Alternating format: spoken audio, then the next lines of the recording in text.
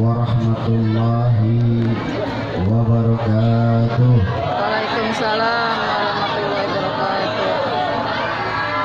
Pak, warahmatullahi wabarakatuh.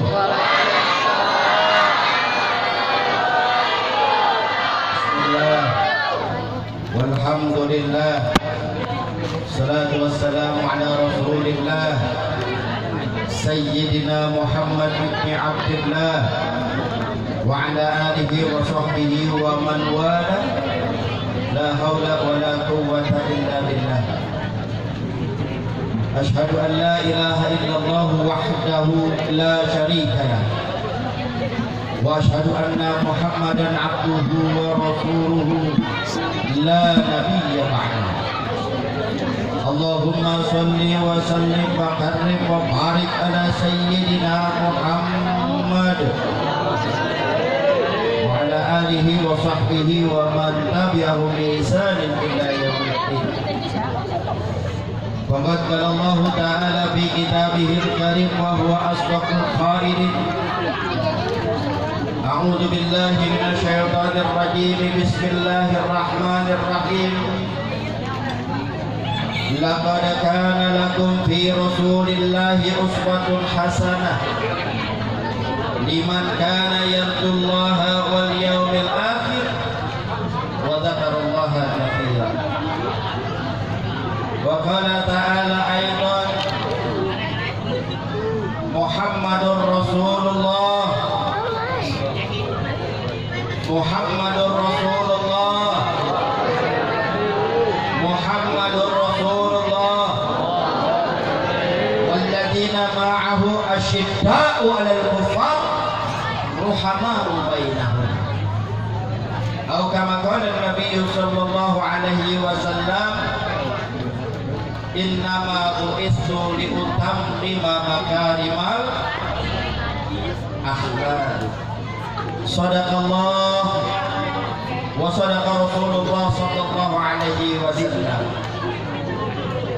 Yang sama kita hormati para alim ulama, para kiai, para habaib, para asatidz,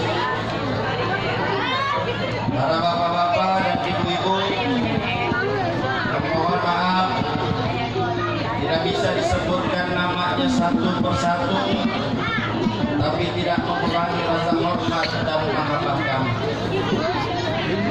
Yang sama kita hormati Ketua Laskar Hijrah Akhin Al-Fadil Ustaz Rahmat Hidayat beserta jajarannya, Ketua RW, Ketua RT, LPM, Lurah, Camat. Ada Lurah? Ada Lurah nggak? Camat ada nggak? Diundang nggak? Undang kalau acara gini, biar Lurah sama Camatnya tahu ada kegiatan di kampungnya, betul? Setuju? Ya, diundang Lurahnya, diundang Camatnya, diundang, biar dia tahu di sini ada Laskar Hijrah, biar dia tahu bahwa di sini ada yang memelihara anak yatim, betul? Iya. Jadi biar Lurah sama Camatnya bersatu, kampungnya jadi aman, betul? Jadi seluruh kaum muslimin wal muslimat rahimahumullah, malam hari ini alhamdulillah saya bergembira bisa hadir di Pondok Betung, betul? Kecamatan Pondok Aren, Kabupaten Kota Tangerang Selatan, Provinsi Banten. Jauh juga dari rumah saya ini, tapi perbatasannya namanya dekat. Tadi saya ngobrol-ngobrol sama salah satu ustaz, katanya Pondok Betung ini di pinggiran, Tangsel pinggiran yang berbatasan dengan Jakarta, betul? Saya mau tanya, ibu-ibunya kompak gak nih? Kompak gak? Kalau ibu-ibunya kompak, saya yakin bapak-bapaknya ikut juga. Karena bapak-bapak nggak berani melawan ibu-ibu, berani melawan di bagian pintu di luar. Malam hari ini kita memperingati daripada Maulidun Nabi, walaupun sudah berjalan lama, ya sebentar lagi mau Isra Mi'raj, ya, tapi Maulid Nabi sepanjang tahun selalu ada, betul? Kita akikah baca maulid, kita pindahan rumah baca maulid, betul? Tiap ada acara pasti kita baca maulid, dan itu sepanjang tahun ada di kampung kita. Maka dari itu tradisi-tradisi yang baik ini kudu kita pertahankan, kudu kita lestarikan, kudu kita kembangkan, dan kudu kita jaga daripada tradisi yang baik daripada guru-guru kita. Sebab Maulidun Nabi ini kita artinya ingat kepada baginda Nabi, ingat daripada lahirnya seorang pemimpin dunia wal akhirah, ingat dengan sosok seseorang yang selalu memikirkan kita sebagai umatnya. Halo. Halo. Baginda Nabi adalah orang yang mikirin kita, Pak, Bu. Saat beliau dalam keadaan sakaratul maut, saat beliau akan menghadap Allah, saat beliau akan dicabut nyawanya oleh malaikat Israel, tatkala nafasnya ada di tenggorokan, yang dia pikirin siapa? Kita, ummati, ummati, ummati. Nabi gak mikirin keluarganya, Nabi gak mikirin sahabatnya, Nabi gak mikirin daripada siapapun, yang dipikirin kita, ummati, ummati, ummati. Kita yang dipikirkan oleh baginda Nabi. Begitu sayangnya Nabi kepada kita, maka tidak ada salahnya kalau sahabat tahun kita merayakan Maulid Nabi, bahkan sepanjang tahun, untuk bisa kita mengenang perjuangan baginda Nabi. Setuju? Ini ada orang maulid, yang teman maulid, maulid dibilang bid'ah, ada nggak? Ada. Zaman Nabi dulu nggak ada maulid, iya zaman Nabi itu juga nggak ada. Berarti adanya lu bid'ah dong, betul? Zaman Nabi nggak ada handphone, lu pakai handphone, bid'ah kok, betul? Iya, jangan sekali-kali mempertentangkan hal yang masih masalah furu'iyah. Kalau ada aliran-aliran yang tidak suka maulid, lebih baik dia diam, betul? Diam aja daripada jadi berantem pada, diam aja daripada ribut. Orang tahlil dibilang bid'ah, orang qunut dibilang bid'ah, jangan, nggak boleh. Hal-hal furu'iyah di antara kita diperuncing, nggak boleh. Cuma hanya menjadi resistensi, cuma menjadi gesekan. Iya, yang gesekan akhirnya apa? Berantem turu-turu kita, betul? Nah, ini nggak boleh. Ya, mudah-mudahan di kampung kita dijaga oleh Allah Subhanahu wa Ta'ala. Amin. Amin ya Rabbal. Kita memperingati Maulid Nabi. Apa bukti kecintaan Nabi kepada kita? Bu, Nabi sudah menyiapkan di yaumil akhir nanti sebuah telaga yang disebut dengan telaga Kautsar. Telaga Kautsar disediakan oleh baginda Nabi, di mana tatkala kita berkumpul di padang mahsyar,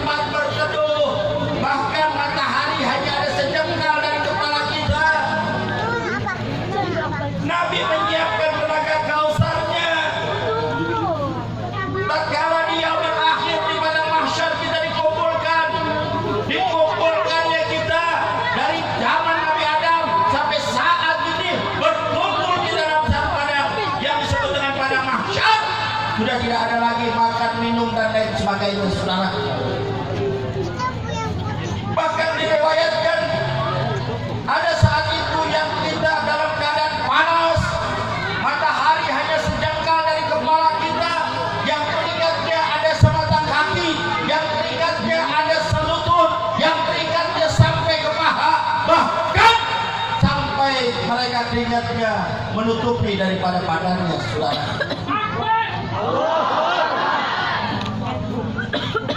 Saat itu sudah tidak lagi ada pertolongan dari siapapun. Haus, dahaga, lapar yang amat dahsyat, kita dikumpulkan daripada satu pada mahal yang begitu luasnya, yang begitu panasnya.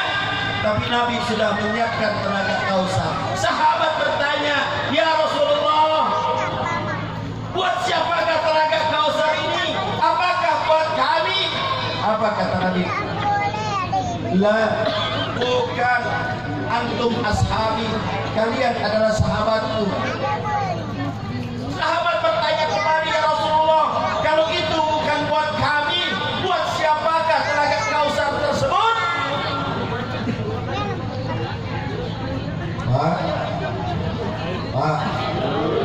Pak, ribut amat di rumahnya. Dengar ini, biar kita makin cinta kepada baginda Nabi, biar kita makin mahabbah kepada baginda Nabi. Ini saya belum keras, nanti lebih keras lagi lebih paham. Sahabat bertanya, untuk siapa ya Rasulullah kalau itu bukan buat kami? Apa kata Nabi? Ikhwani. Siapa ikhwani? Nanti di akhir zaman ada orang-orang yang tidak pernah hidup bersamaku, yang tidak pernah melihatku, yang jauh daripada zamanku, tapi mereka beriman kepadaku, mereka cinta kepadaku, mereka menjalankan sunnah-sunnahku. Maka itulah adalah ikhwani yang akan mendapatkan telaga Kausar. Mudah-mudahan kita, amin. Cinta nggak pada Nabi? Cinta nggak pada Nabi? Benar. Takbir. Itu cintanya Nabi kepada kita. Sebagaimana Nabi ini sudah begitu menyatakan cintanya kepada kita, Nabi sudah menyiapkan telaga Kausar buat kita. Maka jangan pernah tinggalkan daripada baca selawat tiap hari. Ada yang hafal selawat? Semuanya hafal selawat? Ayo kita baca selawat tasdiri. Allahumma sholli ala sayyidina Muhammad asyril zalimin min zalimin. Allahumma sholli ala sayyidina Muhammad wa asyril zalimin min zalimin wa akhrijna min bainihim salimin wa ala alihi wa sahbihi ajma'in. Enak enggak? Enak enggak? Ayo kita baca selawat. Jangan pernah tinggalkan selawat. Selawat apapun yang kita bisa baca setiap hari. Untuk apa? Untuk kita berharap mendapatkan syafaat baginda Nabi. Sebab di yaumil akhir nanti tidak ada yang akan bisa memberikan syafaat pertolongan kecuali baginda Nabi dan Al-Qur'anul Karim. Hanya dua yang bisa memberikan kita syafaat, Al-Qur'anul Karim dan baginda Nabi.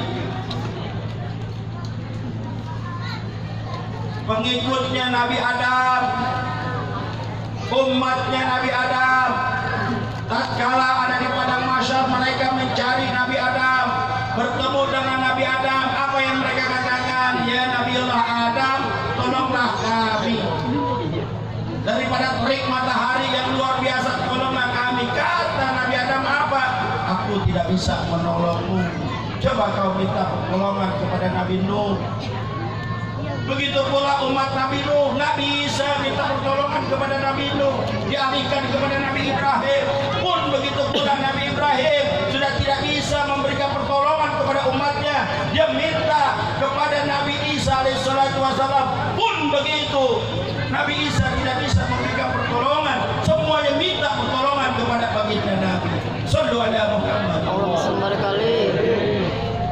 Bedanya Nabi akan memberikan kita syafaat, memberikan kita pertolongan. Tatkala sudah tidak ada lagi pertolongan dari manapun, Nabi yang akan menolong kita. Maka jangan pernah kita putus untuk berselawat. Setuju? Siap baca selawat? Siap mengaturkan selawat? Kita cinta kepada baginda Nabi. Kita datang kumpul di sini. Sebentar lagi suriah baginda Nabi akan hadir. Nabi Bahar bin Smith. Mudah-mudahan dia dipanjangkan umurnya oleh Allah. Amin. Oleh Allah. Jaga daripada segala bentuk kezaliman. Mudah-mudahan Nabi Bahar ke depan bisa memimpin kita. Amin. Ikhwanul kiram, ini adalah perjalanan daripada perjuangan baginda Nabi. Perjuangan yang tidak mudah, tidak gampang, berat baginda Nabi. Kalau kita baca daripada perjalanan baginda Nabi, enggak gampang, susah saudara. Bagaimana Nabi ketika berdakwah, ditimpuk, dilempari kotoran, dilempari duri, batu dan lain sebagainya, tapi Nabi tidak pernah putus asa untuk berdakwah. Ketika Nabi dakwah, beliau sudah siap dengan segala macam konsekuensinya, akan dimusuhi oleh kaumnya sendiri. Enggak enak-enakan baginda Nabi, enggak saudara. Kalau ada sekarang para dai segala macam enak-enakan, mungkin dia tidak mengikuti daripada perjalanan baginda Nabi yang begitu dahsyatnya, yang begitu beratnya dalam berdakwah. Nabi pergi ke Taif, dilempari oleh negeri Taif, dilempari oleh penduduk Taif, disambitin, bahkan Nabi terluka berdarah. Yang marah bukan Nabi, tapi malaikat Jibril alaihi salatu wassalam. Apa kata malaikat Jibril? Ya Muhammad, andaikan kau mengizinkan, akan aku angkat dua gunung Uhud, akan kuhantam ke negeri Taif. Apa kata Nabi? Jangan ya Jibril. Tuh, Nabi sabar. Mungkin hari ini orang tuanya yang tidak mau ikut dakwahmu, siapa tahu nanti anak cucu keturunannya yang akan ikut dalam memperkuat barisan keislamannya. Nabi tatkala sholat, kepalanya ditekan dengan kaki, dengan sebegitu kencangnya. Coba bayangkan Nabi lagi sholat dalam keadaan sujud, kepalanya ditekan dengan kaki, begitu dahsyatnya, sampai bahkan Nabi matanya terbelalak. Bukan itu saja, Nabi juga dilempari kotoran-kotoran onta, belum lagi kotoran manusia. Setiap Nabi lewat satu gang selalu diludahin.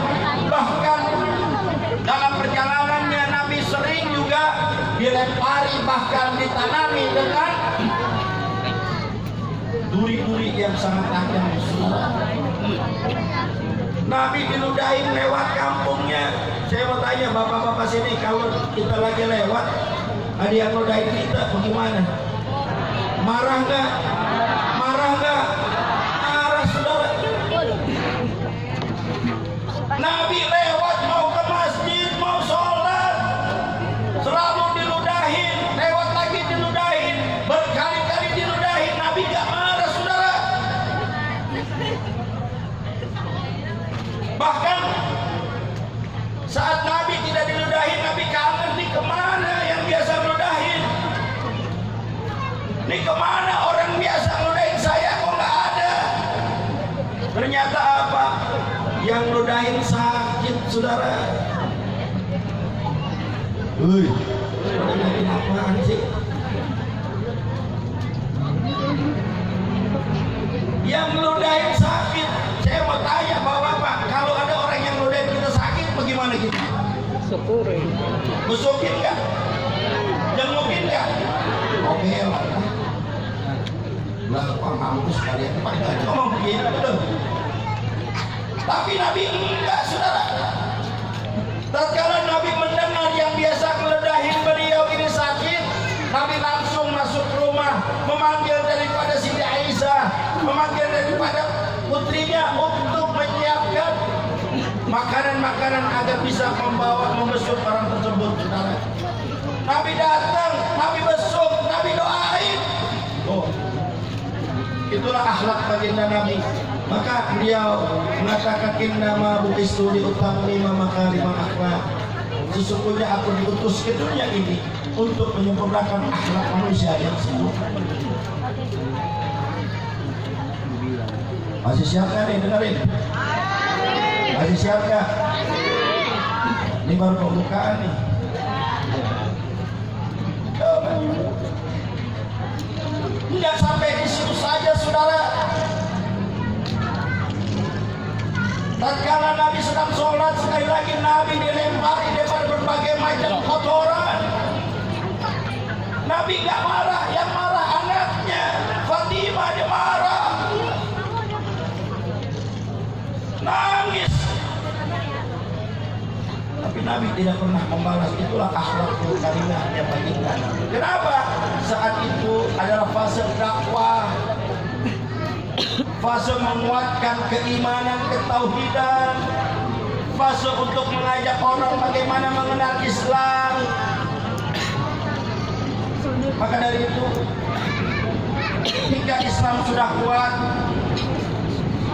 Nabi melaksanakan hijrah. Ini saya baru dengar Rangkaian Laskar Hijrah, alhamdulillah.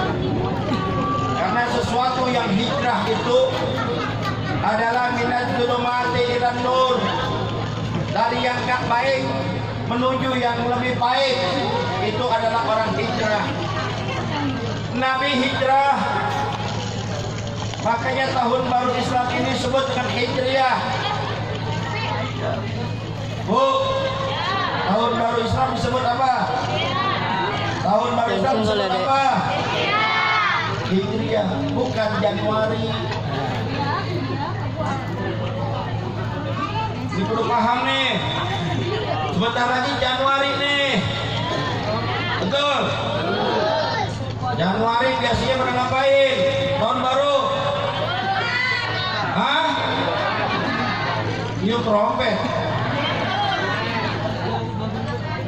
Bakar batu. Januari. Bakar rumah. Coba bayangkan. Tahun baru kita umat Islam adalah Hijriah. Karena saat Nabi hijrah ini luar biasa, tantangannya luar biasa. Saat Nabi melakukan hijrah, Nabi dikepung oleh pemuda-pemuda Yahudi, Nabi dikepung oleh pemuda-pemuda Quraisy yang saat itu dengan pedang terhunusnya ingin membunuh baginda Nabi.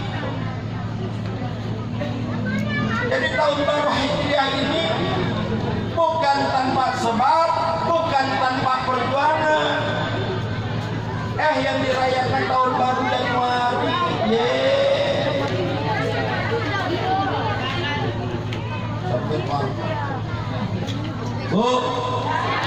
Bu, siap meramaikan tahun baru Hijriah? Siap meramaikan tahun baru Hijriah?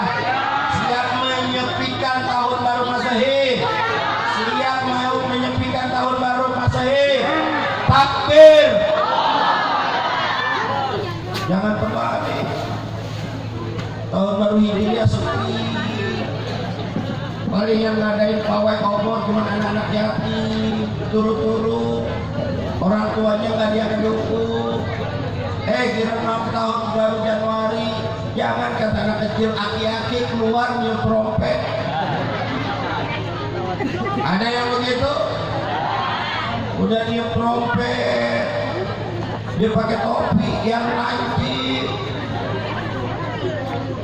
terus pakai apa lagi? Dia bakar-bakar, dia pesta pora, dia girang banget. Lupa dia itu memperingati tahun baru, bukan tahun baru Islam. Lupa. Sepikan tahun baru Masehi, ramai baru Hijriah selalu kita berselawat kepada baginda Nabi. Setuju? Bahas sampai mana nih? Ya. Ini kalau bapak-bapak, ibu-ibu melihat banyak laskar yang pakaian hitam-hitam, kayaknya sangar banget gitu ya. Kayaknya galak banget. Kalau kelihatan sangat galak, nggak apa-apa daripada kelihatan gua beli. Nah, gua beli itu untuk kita. Ya, ini adalah ormas baru. Mau tahu nggak? Mau tahu nggak? Ya, ada pepatah mengatakan tak kenal maka tak sayang, betul. Ini namanya ormas pejabat. Poster kami pejabat, kan pejabat biasanya korupsi, betul. Pejabat kan biasanya kagak ketemu rakyat, betul. Nah, ini pejabat yang ada di hati di tengah-tengah rakyat.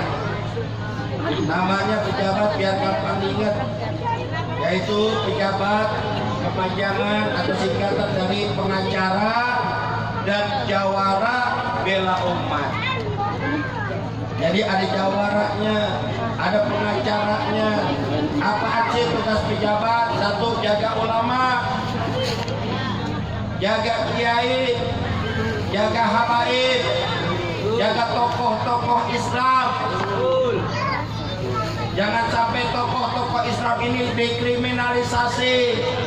Jangan sampai tokoh-tokoh Islam lagi ceramah ada yang nusuk. Jangan sampai tokoh-tokoh Islam lagi jadi imam ini ada yang mukul. Maka itu adalah tugas kami sebagai penjaga ulama. Dan pengacaranya ini mengadvokasi masyarakat, membantu masyarakat dalam hal hukum. Kalau ada bapak-bapak, ibu-ibu yang mudah-mudahan nggak sampai terjadi, ada permasalahan hukum, berurusan dengan hukum, bapak itu nggak punya duit buat cari pengacara, datang kita Pak Bu. Datang ke ormas kita minta bantuan pengacara, saya nggak punya duit, datang konsultasi. Nggak dimintain duit sama pengacara kita, insya Allah. Sebab para pengacara kita sudah kita katakan kepada mereka, kalau mau cari silakan di kantor pengacara ente masing-masing. Tapi ketika sudah masuk pejabat, maka wakafkan ente punya diri, wakafkan ente punya ilmu, wakafkan ente punya kepintaran untuk bantu masyarakat yang tidak mampu. Takbir. Allahu Akbar. Paham? Paham nggak? Jadi ada pejabat, pengacara, dan jawara. Apakah jawaranya dikudu pakai pangsi? Enggak. Apakah harus jago silat? Enggak. Jawara definisi di pejabat adalah orang yang mempunyai kepedulian,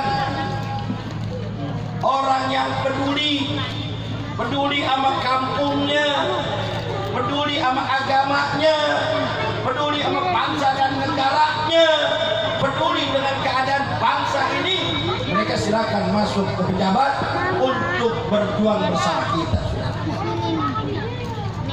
Ada saudara kita yang lebih senior, ada Front Pembela Islam yang walaupun sudah dibubarkan oleh pemerintah, saya juga bingung kenapa dibubarkan. Padahal setiap ada bencana dimanapun, FPI terdepan untuk membantu masyarakat. Betul? Kok dibubarin? Yang perlu dibubarin itu Laskar Manguni. Betul? Orang lagi aksi damai kok, tahu-tahu diserang, dibunuh. Kenapa mereka nggak dibubarin? Betul?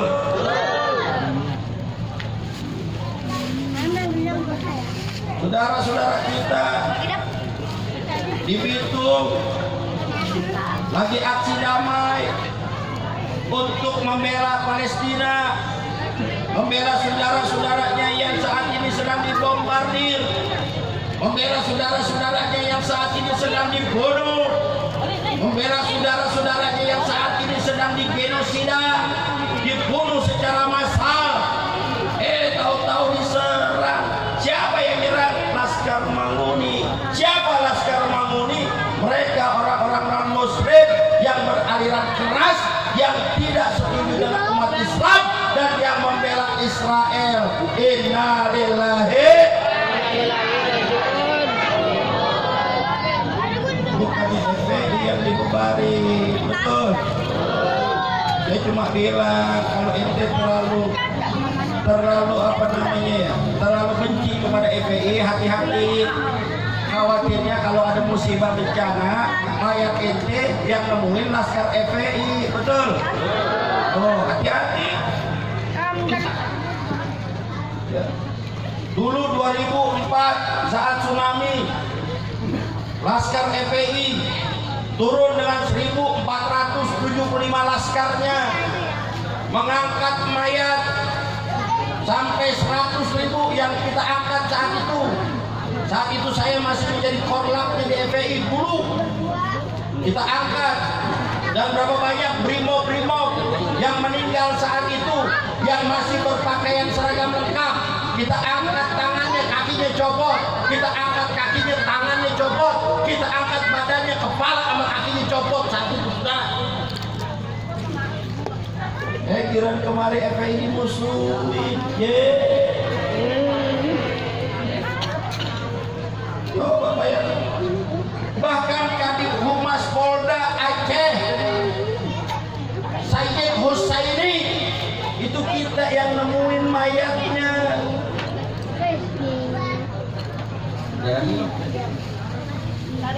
Yang kedua lihat mayatnya, dimandiin, dikafanin, dimakamkan. Kalau mayat yang kita angkat, kita mandiin, nggak bisa kita kafanin, yang penting kita bersihin, kasih itu apa namanya, plastik mayat, kita sholatin. Setelah kita sholatin, baru kita makamin.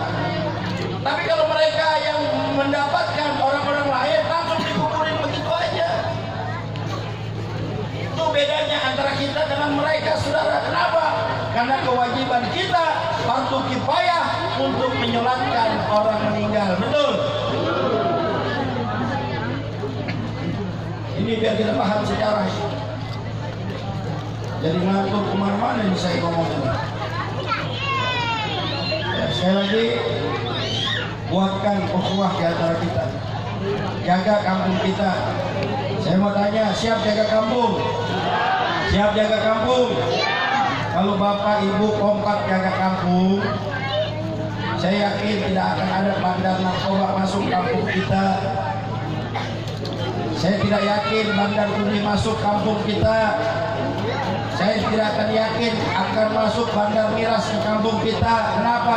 Karena bapak dan ibunya kompak.